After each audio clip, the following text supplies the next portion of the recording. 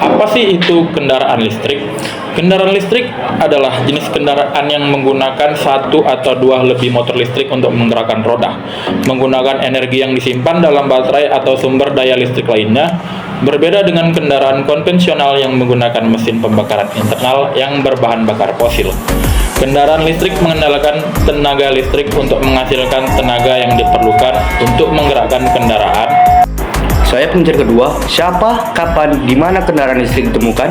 Kendaraan listrik modern telah melalui berbagai perkembangan dan penemuan sepanjang sejarahnya. Namun, jika kita bicara tentang penemuan awal kendaraan listrik, maka pionir dalam pengembangan teknologi kendaraan listrik adalah beberapa tokoh yang berperan penting dalam memajukan konsep mobil listrik pada abad ke-19. Salah satu tokoh utama dalam sejarah kendaraan listrik adalah Thomas Davenport, seorang penemu Amerika Serikat yang pada tahun 1834 membangun dan menguji prototipe Amerika Serikat.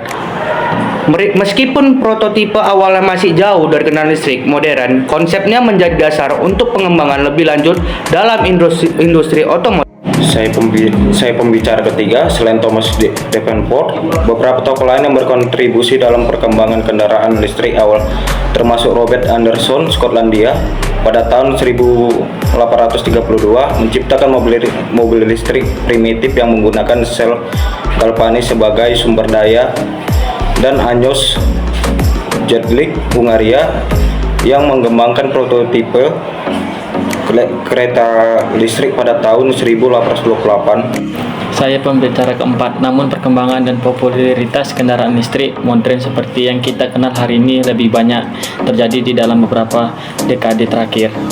Dengan perusahaan mobil besar seperti Tesla, Nissan, dan Chevrolet menjadi pionir dalam mengembangkan dan memproduksi mobil listrik secara massal.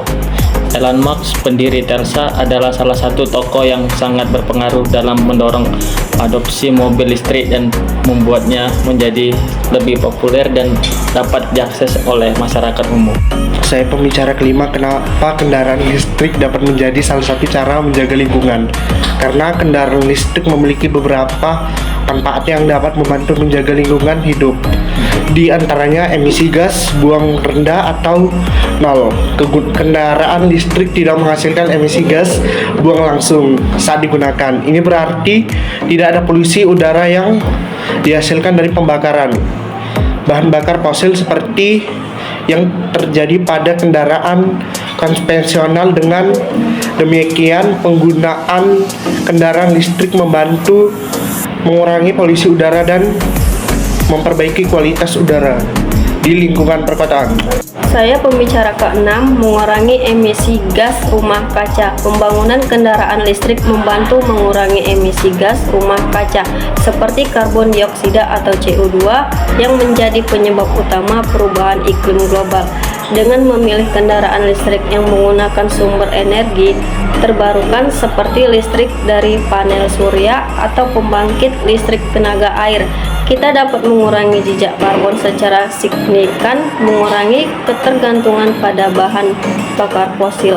Penggunaan kendaraan listrik membantu mengurangi ketergantungan pada bahan bakar fosil seperti bensin dan diesel yang tidak hanya terbarukan tetapi juga menyebabkan kerusakan lingkungan selama proses atraksi dan pembakaran. Dengan beralih ke sumber energi yang lebih bersih dan terbarukan, kita dapat mempercepat transisi menuju masyarakat berkelanjutan.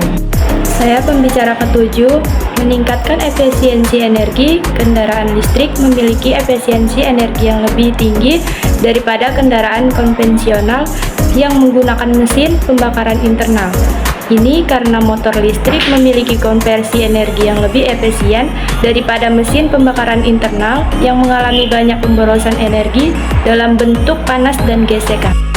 Saya pembicara ke-8, pengembangan infrastruktur berkelanjutan. Dengan meningkatkan adopsi kendaraan listrik, infrastruktur pengisian daya listrik juga berkembang.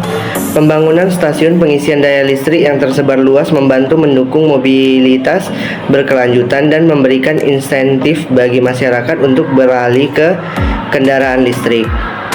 Dengan demikian, kendaraan listrik memiliki potensi yang besar untuk membantu menjaga lingkungan hidup dengan mengurangi polusi udara, emisi gas rumah kaca, dan ketergantungan pada bahan bakar fosil, serta meningkatkan efisiensi energi secara keseluruhan.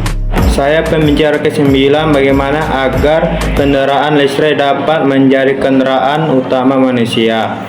Agar kendaraan listrik dapat menjadi kendaraan utama di dunia, berapa langkah strategis harus diambil untuk mendorong adopsi yang lebih luas dan mengatasi hambatan yang saat ini ada. Berikut adalah beberapa cara untuk mencapai tujuan ini.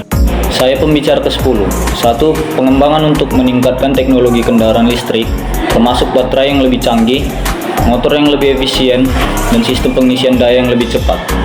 Inovasi ini akan meningkatkan jangkauan, kinerja, dan daya tarik kendaraan listrik bagi konsumen. 2. Subsidi dan intensi pemerintah. Memberikan subsidi dan intensi pajak bagi pembelian kendaraan listrik, serta dukungan keuangan untuk pengembangan infrastruktur pengisian daya listrik. Langkah ini akan membuat kendaraan listrik lebih terjangkau dan menarik bagi konsumen. 3. Regulasi. Regulasi lingkungan yang ketat. Memperkenalkan regulasi yang lebih ketat terkait emisi gas buang kendaraan dan membatasi penggunaan kendaraan berbahan bakar fosil di kota-kota besar. Regulasi ini akan mendorong konsumen untuk beralih ke kendaraan listrik sebagai alternatif yang lebih ramah lingkungan. Saya pembicara terakhir. 4. Pendidikan dan kesadaran masyarakat. Mengedukasi masyarakat tentang manfaat lingkungan dan ekonomi dari kendaraan listrik, serta memberikan kesadaran tentang dampak negatif dari kendaraan berbahan bakar fosil. Semakin banyak masyarakat yang mengerti dan peduli tentang masalah lingkungan, semakin besar kemungkinan mereka untuk beralih ke kendaraan listrik. 5. Kemitraan industri dan penelitian. Mendorong kemitraan antara pemerintah, industri otomotif, dan sektor energi untuk mempercepat pengembangan dan adopsi kendaraan listrik. Kolaborasi ini dapat mempercepat teknologi membangun infrastruktur pengisian daya yang lebih luas dan meningkatkan kapasitas produksi kendaraan listrik.